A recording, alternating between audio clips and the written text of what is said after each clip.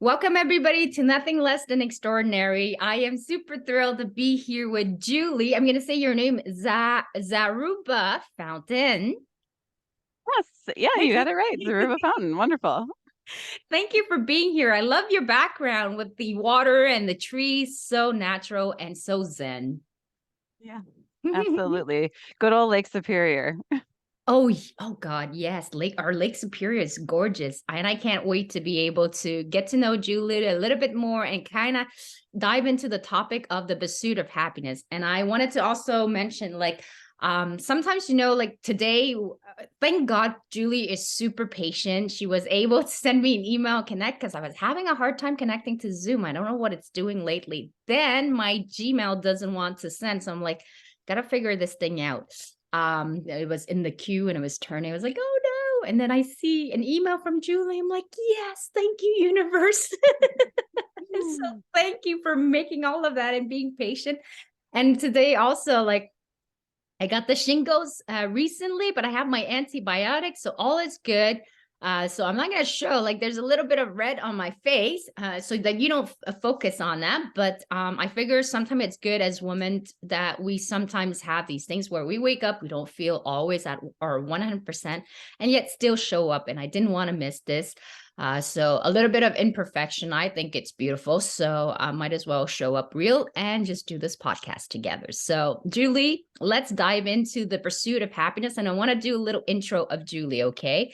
So Julie, you are a well-being specialist as well as the founder of Empower Possible. And this is going to be amazing, especially for all of us who wants to feel empowered, to have a life that is more aligned to doing the things that we are truly destined to be here for. So let's talk about this pursuit of happiness. Tell me a little bit about your childhood, Julie, and then how that kind of morphed into what you're doing now.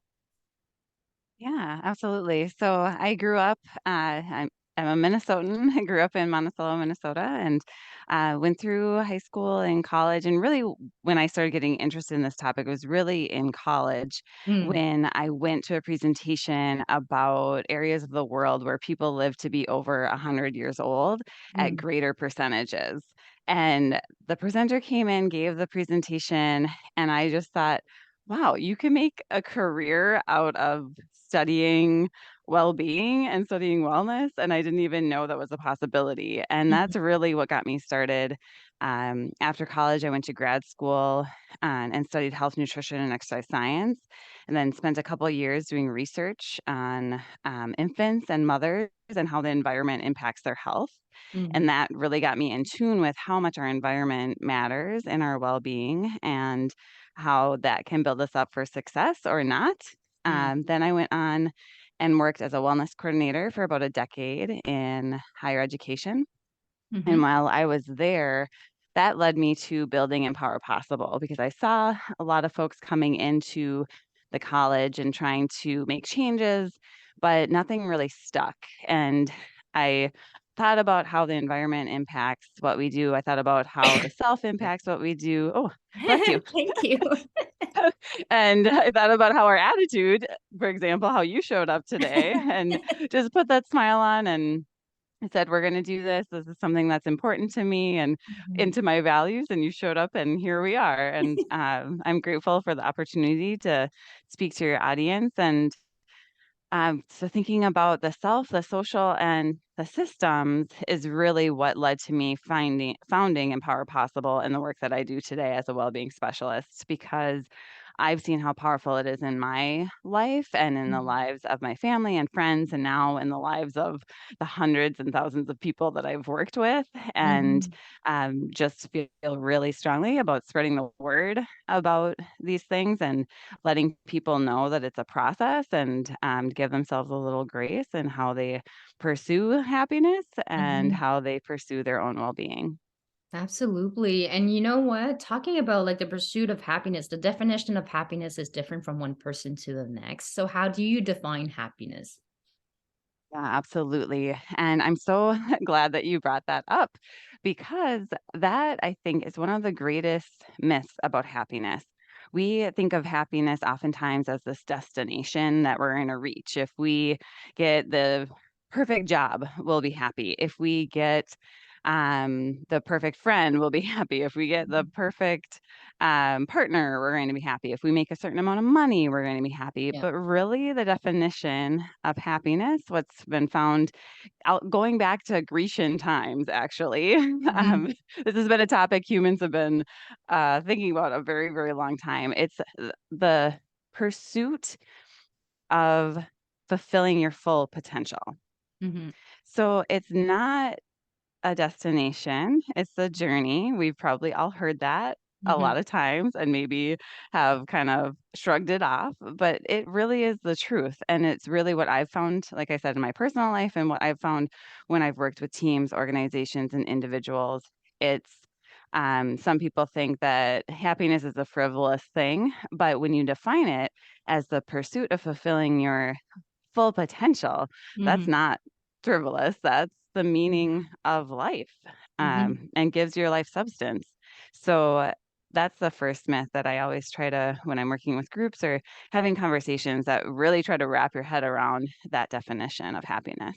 Yeah, it's well defined. And I think I couldn't ask for a better person, honestly, Julie. There's so many people doing it, but you're a perfect emulation and energy of this pursuit of happiness because you carry it around. It's an energy that, when you're teaching something, you have to embody that. And you're a perfect example of that. So I am saying, please do spread with regards to happiness because this brings a better everybody would feel so much better. And as a whole, we would all make a huge difference by showing up at our full potential and doing what we love and what gives us joys and pleasure. And how does that look like when people do like who seems to be like elusive with regards to the word of happiness? How do I start? Like, what does that journey look like while they're embarking on this with you? Yeah, absolutely. And thank you for that compliment. That was very sweet and I appreciate that. And it's a journey for me too. Some days I show up better than other days. Mhm. And that's, I would say, the first step is not comparing yourself to other people, Yeah. recognizing like you may never ever be the happiest person in the world, and that's okay. Mhm. But there's potential for you to be happier than Mhm. what you are, and some of those skills involve first thinking about your mindset. Mhm. So how do you see the world? We think of being an optimist versus being a pessimist, and neither is good or bad, it just is. So Mhm. think about what your baseline level of either optimism or pessimism is, and then if you see the world as when something happens to you, if you think and you blame yourself for that, if you think that, let's say you don't get a job, you're interviewing for a job and you don't get a job, and you think, oh, I'm a failure, Mm. I'm never going to ever get a job ever in my life, that's Yeah. more of a pessimistic view. But if you think, well, I didn't get that job, maybe it's not the right job for me, but I'm going to try again, and this was just one incident, and it doesn't define who I am for the rest of my life. So Mhm. that's a more optimistic view. So first thinking about that and your level of optimism, and just like everything, optimism is a muscle. So Mhm. we have our arm muscles and leg muscles and all sorts of muscles. And what happens when you lift weights when they're stretched and Mhm. taxed, they get stronger. Same Mhm. with your optimism muscle. If you make it a habit every day to greet the day and to say, today I'm going to, much like you did, you were a great model for this morning. Today I'm going to say, I'm going to put a smile on my face. Like it's not perfect, but I'm going to show up. I'm going to greet people with a smile. I'm going to assume that people have good intent. Mhm. I'm going to assume that the best things are going to happen to me. Mhm. Then you're on the right track with optimism. And that's really the first step, is thinking about your mindset, thinking Mhm. about how you view challenges. And some people get really critical of that because they think it's kind of a Pollyanna view of life, that you're in Mhm. denial. But Mhm. really, when you think about it, it is so easy to pick out the negative Yeah. and to be consumed by it. Mm. And we don't judge that. we Mm. just assume that, like, if somebody says something negative, we don't judge that. But why, when someone says something positive, do we feel like, oh, well, that's not realistic? Yes. So flip it on its head Mhm. and say, I can view the world as a positive thing. I can view actions as a positive thing. I can look for the good in Mhm. other people because it's Mhm. there. Mhm. It just sometimes takes a little bit of work to find it. Absolutely. It's a very, very good summary. Something that I have like fire off in my head when you were explaining all of that. So let me not forget them. So the first one that I want to mention is the fact that you said, "Oh, I see that I'm frozen or something." Let me just do my video stop and then come back. There you go. I'm There we back. go. And so That's life. technology. And Right. I just take life Absolutely. as it comes. So I just have fun with it. Um, and what you mentioned with regards to like having a baseline is so important, whether you're a pessimist or an optimist. Yeah. It really, none of those two is neither good or bad. It's just a matter of having a baseline, knowing where you are, how you respond to things, what are your patterns, and then kind of choosing to have a different response to the reaction, so that you don't find yourself in the same old trap. So I thought that was really, really good. It's just like, what is my baseline? Okay, so when this happened, I tend to do this, and that leads to this result. It's not working for me. So how can I do that differently to switch things around so that I have a better view and a better result for what I want in terms of responding to my needs? So that's awesome. And Yeah. the other thing too that I wanted to mention as well was I don't know, for whatever reason, normally in the past, I would never show up with a scar on my face. Never. I would be like too embarrassed and ashamed. Because for us female, body image and image, it's so important. Uh, but at the same time, I guess the universe must have been speaking to me, because I said this morning and I saw the topic of Julie, the pursuit of happiness, and it just felt aligned. I said, my platform is about authenticity, showing up as we are. And sometimes we all have like a little imperfection here and there. And I always found imperfection to be beautiful.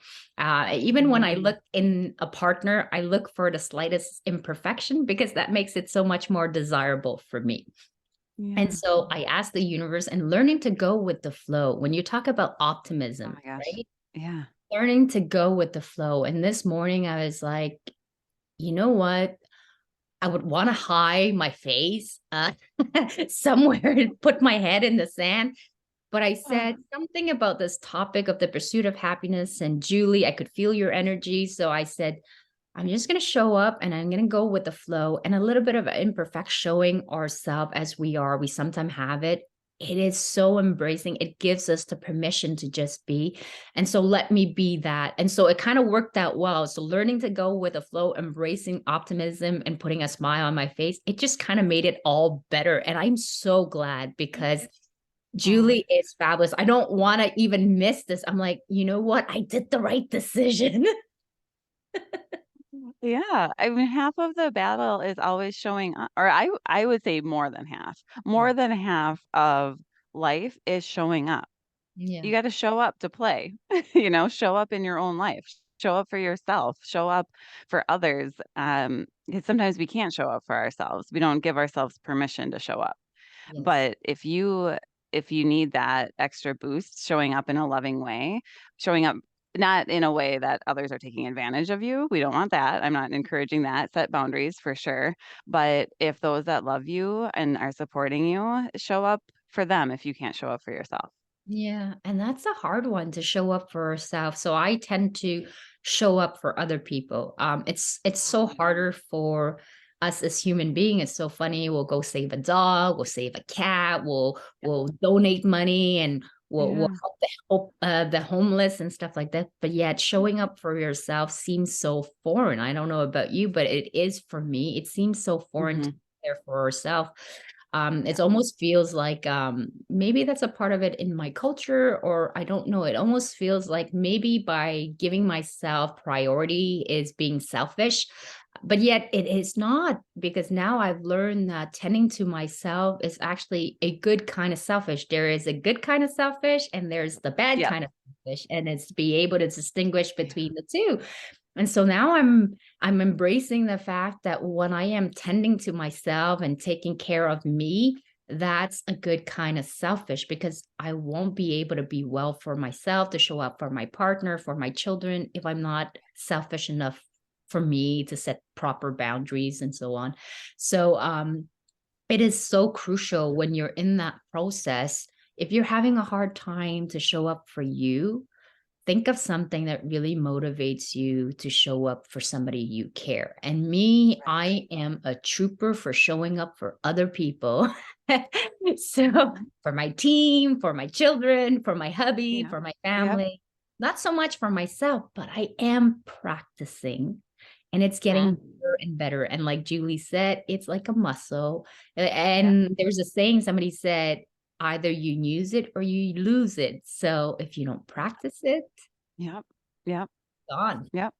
Yeah. Mhm. Yeah, those are that's wonderful comments. And a couple of things came up for me when you were saying that. First is the point of thinking about yourself first isn't so that you can keep all that energy to yourself and you don't use it in a way that serves other people eventually. Yeah. It you serve yourself first. So like I mean, we've probably all heard that analogy of you're on the airplane, put the oxygen mask on first yourself. Mhm. Well, why do you put your own oxygen mask on first? You do it to yourself first so that you then have the oxygen in life to then help the person next to you put their oxygen mask on. So it Mhm. really is this repetitive cycle of fueling yourself, then you can fuel other people, and then that energy comes back to you because sometimes you're going to need your someone to assist you with your oxygen mask, and it isn't selfish in that way because the final destination or the journey is all about bringing others in eventually. You Mhm. just need to start with you, but it doesn't end with you. Yeah. And that's what I try to remember is if I give all of my energy away, Mhm. I'm going to crash. I've seen it in my life multiple times. The burnout happens Mhm. and I get angry and frustrated and I feel alone and I feel taken advantage of. But it's because I didn't set my own boundaries and I let that happen. And so that I too, it's a practice for me. I too work through that. And then the other thing that came up for me is practicing loving kindness. The loving kindness meditation just came out to me. And that's something in my own world of sometimes I can't start with loving kindness for myself. I need to think of it for someone else. And then I can feel the love and the kindness. And then I bring it to me once I've already thought of someone else that I love. And um, growing that practice over time has really helped me, like you said, instead of reacting to something, responding with something with care and kindness, and responding to myself and my own actions with care and Mhm. kindness. And thinking about, for those of you that might not be familiar with it, you imagine someone that you love and Mhm. you foster that feeling of love Mhm. and you say, may you be safe, may you be free from suffering, may you be at peace, or whatever phrase Mhm. fosters that sense of love. And then you repeat it for yourself. May I be safe, may I be free from suffering, may I be at peace. And you just go through that mantra with people that you love and care about, and yourself and the world.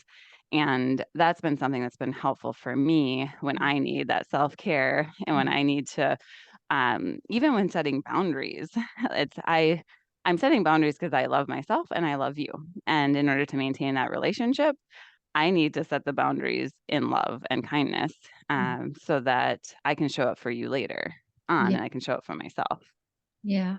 And it is so hard when you talk about boundary setting. And I love the loving kindness meditation. It's so good. It's a good practice, a good starter. So thank you for sharing that. Mhm.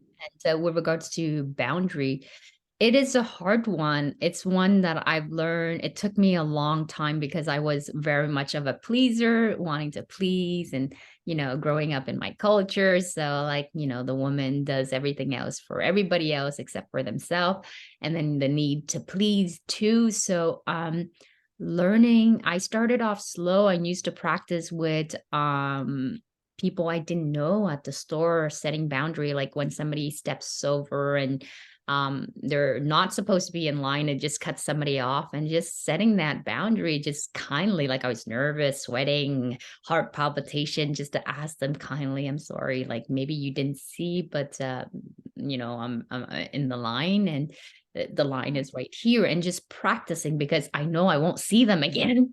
So it won't be so bad. So sometimes starting with people that you might have to see it again, you feel like awkward. I'm going to meet them. What are they going to think about me?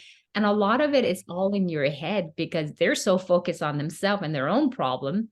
And somebody told me that it was really good, like that the spotlight, we tend to, everybody has the spotlight on themselves. And you Yes. think they're Yep. shining on you, but they're only shining on themselves. So if you can remind yourself, and I remind them, Mhm. and that's been helpful. And with regards to self-care, what you mentioned about the oxygen mask, I read this in a book that was really good too. I forgot the name of the author, but it's called A Girl Wash Your Face. Really good, empowering book for female, Yep. but also for men too. Mhm. And what she mentioned was, I think if my memory served me correctly, it's like a vase of flour. When you're filling up the water, people tend to, they fill up the water in the vase and they'll pour a little bit here to another vase and we'll pour a little bit there. But then you have slippy hand and then your hands lets go and the vase break it into pieces. That's where you suffer from burnout and so on and so forth. Meanwhile, all of that time of trying to pour here and there, if you just let your vase be completely full and it overflows, you have so much more. You'll save time to kind of refill all of the other vase. And I thought, Mhm. that is so true. We are juggling so many acts, right? I'll just do a little bit of this and that and a little, and nobody's really getting their fulfillment, but you think you're Right. making a difference, Yeah. right? Yeah. And yet you let yourself down because you slipped and the vase cracked and it break into pieces. Who's going to pick you up now? Right. Mhm. So I thought that Mhm. was also really good. The oxygen mask is a great one, but I thought that was a good analogy. I want to also bring us to this topic when we talk about, the pursuit of happiness. Like, where does we talked about, knowing our baseline. Once you know the baseline, where can we take this from? Like, where now do we move on to the next step? Like, what are some of the complaints that some of your clients has come up to you and mentioned, like, Julie, I'm struggling with this. Can you help me? Yeah. I think the biggest struggles that I come across is what I call a case of the overs.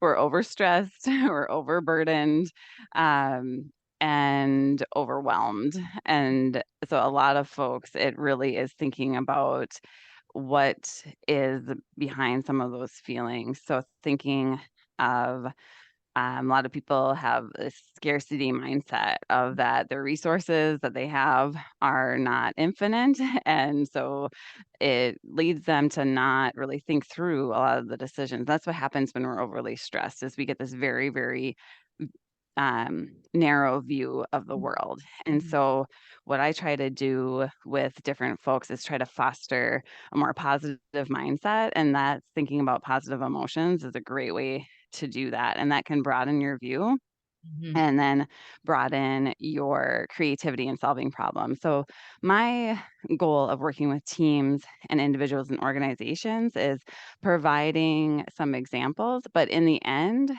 you mentioned in the beginning, everyone has their own definition of happiness. In the end, they have to pick up the tools that work for them. And so laying out different systems is really how I like to start with focusing on thinking about how you spend your day. Who do you spend your day with? How do mhm, those people influence you and support you? And what I work within is the what's called the three empowerments. mhm, So first we look at the self, so self-awareness, and we do that in a variety of different ways depending on what the question is. So maybe I want to look at growth or fixed mindset with you mhm, because of whatever conversations we had. Maybe I want to look at optimism versus pessimism. mhm, Maybe we want to look at strengths and virtues. Maybe we want to look at all of those things. So really taking account all of the different facets of who you are and that self-awareness and how you react to different situations or respond to different situations. mhm, And then throughout that process, we eventually go into the second empowerment, which is social. mhm, So that means looking at the social network, who is supporting you, who's not supporting you. Um, who's in your life that maybe needs to be taken out of your life, who's in your life that maybe you want in your life, but maybe you need to set boundaries around that. Like family, for example, can be a good one. For that is you want them in your life, but maybe you need to set some boundaries about how you interact with them, or and sometimes some friends too fall into that. Mhm. Um, and then the third piece, we move on to the third piece of the empowerment structure, Mhm. which is systems.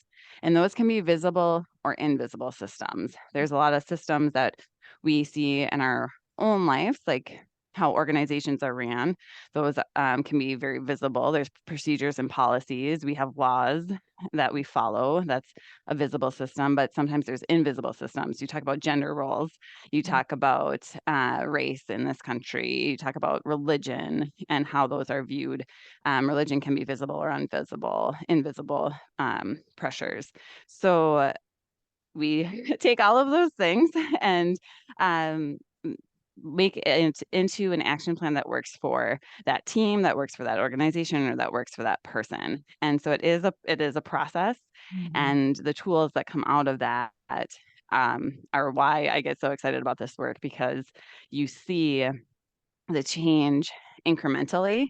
And we go back then to the self-assessments that we do in the very beginning and compare. And it really is amazing to me. And each time, I mean, I see this over and over and over again, but each time I just find it so inspiring when I see that change, because it's it shows that it's possible. It shows that we can change, and Mhm. it shows that it takes work, but if you put in the work, Mhm. it's going to happen. And I've Yeah. seen it over and over and over and over again. And that's why I can say that with confidence. Mhm. And I am so with you on that because when I think about we think that everything when it comes to work that it has to be huge, complicated, difficult. And that's another mindset that you definitely need to shift, right? It's just start somewhere, start Mhm. something. And it could be just Right. the simplest thing, like just learning to be curious, just wondering and exploring and having an open minded. Because me and my Mhm. boyfriend, we are working out. And so, Yes, I yeah, heard that on a previous podcast, and yes. the change that you see. Yeah, absolutely. Yep. Crazy. And it's just minute thing. Like I thought when I was going into the workout that I had to be an expert and like my friend who's an athlete, like I had to know all these different kind of workout, like what workout would be efficient for hitting my abs or hitting my certain part of my back or my butt or my legs. And I just went into there going, you know what? Like, I'm not going to overcomplicate this because we tend to overcomplicate everything. I love simplicity. Yeah. So simplicity go a long way if you just Yes. keep doing it over and over again, even if it's a 5-10 minute on a regular basis. It's like the compound effect over a long period of time. You really end up getting the result that you want. And so for me was realizing that I was doing this workout that felt to me, and it's my own perception because somebody else who may be known this workout and look at it and go, oh, it's quite good, the workout. But to me, I was like, comparing again, like you said, comparing to people. And so I start with a baseline that I knew and is comfortable with. And honestly, to see the result, we both, like my boyfriend was just saying that yesterday because we said, well, we bought a camping place and we're going to have to work out. And we realized all we needed was just a few dumbbell or even just our own free weight and just doing simplistic thing with our body. We started seeing the result with regards to this. So and you know what? Doing little bit at a time leads to seeing the result that you so desire. It doesn't have to be overly complicated. Maybe you won't be as fast as the other person, but you're not competing with anybody. You're doing it for yourself. So Right. for me, in my 30 weeks working out, never Awesome. thinking I could actually do 6 days a week of a workout. Never thought I could make it to the 52 weeks in one whole year. And I'm now at 30 weeks. And Yeah. Over now, halfway. That's Yes, awesome. over halfway. So I Yes. realize I'm doing this. There are days when I don't feel motivated, but I do Mhm. it anyway because I realize it's like anything in life.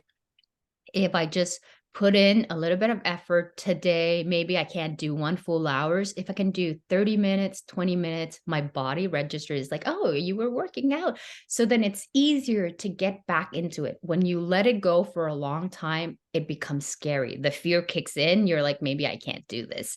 So make it Mhm. specific, make it Yeah. enjoyable. It's gonna Yeah.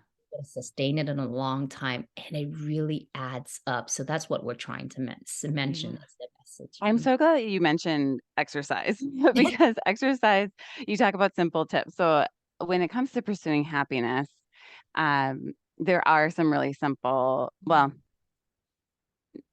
simple if you get it started. Adding new habits can be complicated and not simple. So I don't want to discount it if it's not something that you aren't doing in your life. I don't mean to come off like that. But once you start making it a habit, it is kind of amazing how simple it can be. So exercise is one of those things that can really help with positivity, and it helps process those stress hormones that we have and metabolize those. And exercise teaches you, like you just said, that your behavior matters Mhm, because you see it. And so your behavior matters. And when you think about happiness, your behavior matters too.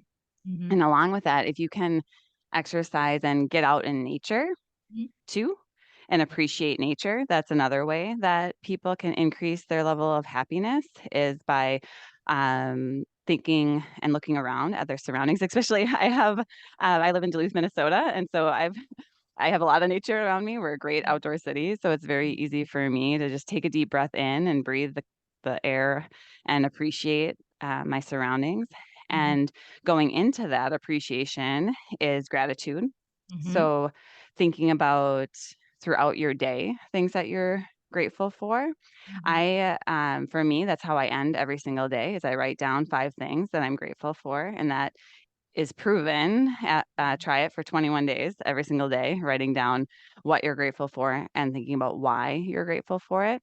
mhm, And then the other thing that you can try is journaling about a positive experience. mhm, So those are 4 different habits that you can try to build upon that will lead you, if you do it daily or more often throughout the day. You can do these habits more than once. You don't have to do them just once. That will help you on your journey towards happiness. mhm. And, like, talking about going to nature, it's, Mhm. there is something about nature is very, rejuvenating, it replenishes your energy. Somebody on my podcast said water is a big one, and it made sense. She said, we were born in water in the womb of our mom, and so that water is such a calming effect. There's something about water. I love water, and then my dream is to one day own my beach home where I have the water and I just look at it. It brings me so I'll be much. your next door neighbor. Yeah, I would love that. I would love Yeah, I'm that. with you. Yeah, and also the green, something about, like, when I was, working in an office and there was no plants, and then there was actually research done on this, that just even having a few plants and even plastic plants, the illusion of like having something green, nature connects you to really the root. I don't know what it does, but of course plants, we know, like the antioxidants and all of that, but just being in nature allows you to embrace that life is so more much bigger. You're just one small molecule of the whole magic of this universe. And then it allows you to become like not so focused on you, but just the magnificent and the creation all around you, observing Mhm. that being going, being in awe.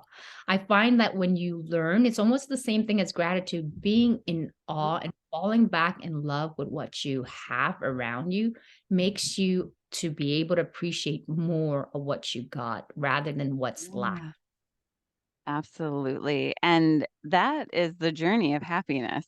Mhm. And why a gratitude practice or journaling about positive experiences can really, I really hope folks take that away from today. Try that if you don't do it already for at least 3 weeks, Mhm. because you will have more experiences of awe because you're training your brain to look for it. Yeah. And when you do the gratitude practice and when you do the journaling about positive experiences, then the next time you're walking around, you're gonna be looking for things to be grateful for. You're gonna be looking for that positive experience, positive engagements with other people. And we are nature. And I Mm. think, I mean, I forget about that, Mm. but we are nature. And so we're connecting with our own essence when we go Mhm. out in nature, and we're regenerating just like every winter. Um, Mhm. the trees and um, plants and animals take Yeah. time to rest and regenerate. Mhm. We need that too. And nature is a great reminder of that. The seasons that we have is a great reminder of every season in life is a little bit different for us. And that's part of happiness too, is having patience for yourself when no matter what season you are in your life. Maybe you are in a Mhm. season of growth. Maybe Mhm. you're in a season of rest. Maybe you're in a season of recovery, and just recognizing what that looks like for you and giving yourself patience with that process will improve your level of happiness too. Mhm. I love the comparison of season because we Mhm. all have different season that we go through in life, and to be able to fully allow yourself to live those emotion, sometimes we are going through some grieving process. We're going through some changes, drastic changes in our life. And that's part of the season. They won't stay forever. They will eventually leave. But when we're in it, it feels like an eternity. But just know it's temporary, and then do what you need to do in order to rejuvenate, replenish your energy, look for the good, be happy the best that you know how. Nobody's asking you to be like overly joyful if you're not that type of person.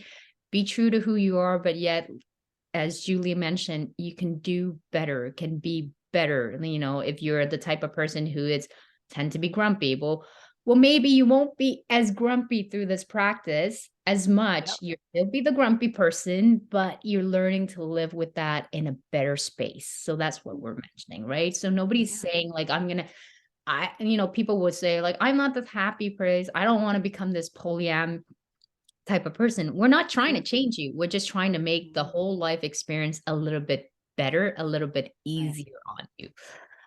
Yeah. So thank you for that. The season comparison is really, really good. I want to also be able to highlight you, like what kind of programs you got going on. What are some of the things that, I want to be able to share that with the people so that they know some 6, 7 weeks from now, because that's the amount of guesses I have ahead. But I would love to be able to highlight that for you. Yeah. So the first thing I would encourage people to do is to go out to my website, which is empowerpossible.com. And on that website, you can sign up for a free newsletter. You can look at, there's other free videos, free resource library for you.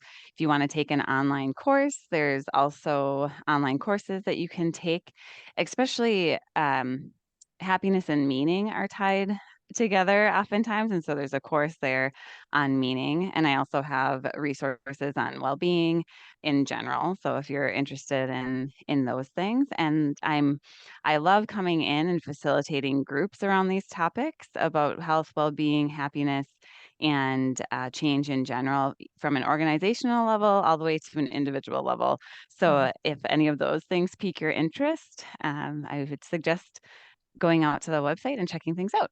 And also emailing me, info@empowerpossible.com. I love to hear from people and sharing their story and learning from each other. So thanks Mhm. for this opportunity, Ree. It's wonderful to meet you and talk with you, and I'm so happy that we were able to do this today. Same thing for me. And when I'm going to be relaunching my 6 weeks webinar of the joyful living, I got you in mind because I think you would be. Absolutely. I have so many guests on it. Like this particular season with the whole entire week. I thought at the beginning I would have a hard time having guest speaker, but it got filled so fast. I was like, oh, okay. I wanted to squeeze more in. I was like, but I got you now, Julie, in head. I think that you would be terrific for my joyful living community that we're going to be doing the webinar again. I want to also take a moment to have you end on this podcast, on this journey. I want to be able to say thank you for your presence. Thank you Yeah. for the beautiful person that you are and just your whole energy and just teaching us so many beautiful tips that we can actually leave and try to implement at home, just starting at that. So I'm just very grateful we met. You are an amazing, with a beautiful smile. An amazing. Oh, I'm smiling because I feel similarly. I feel so grateful for this opportunity. And um your podcast is your life, I mean, you have multiple things, but to trust me with that responsibility of showing up for your audience, I really appreciate it. You show up in every way, Julie. So we have a great example. I love it.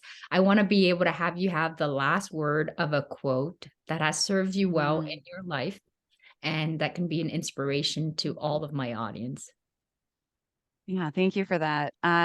So this quote, it sounds dramatic, but it changed my life. I was starting out as a new professional.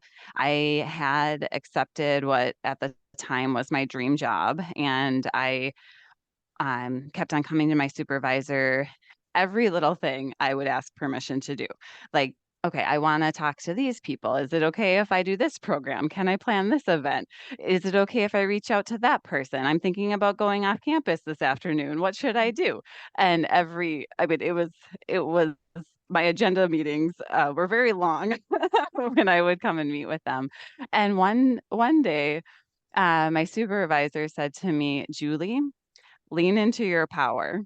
Mm, And I needed that permission. I mm, needed that permission to recognize the power that I have and the influence that I can have in making my own decisions.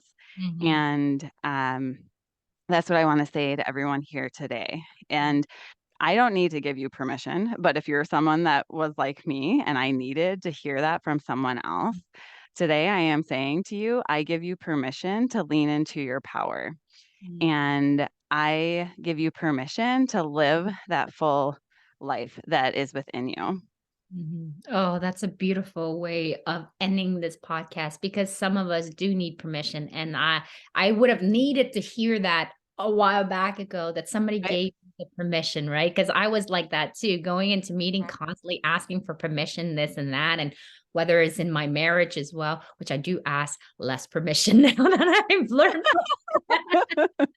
to say I'm doing Yeah. this, like it or not. But Right. necessarily to ask and consult your Yeah. partner, but I am not doing it chronically as I used to do before. So thank you for giving people the permission if they need it. But to really embrace, lean into your power because you are a magnificent human being and there's no one like you because you are a miracle. So thank you, Julie, for being the miracle that you are, for everything that you represent and for doing this, for teaching and being so passionate. I see that you're embodying, embracing, and loving every part of it. And you have your own personal experience that led you to where you are today. So thank you for that. I'm wishing Oh, thank everybody you. a great day. Bye, everybody. Bye, everyone.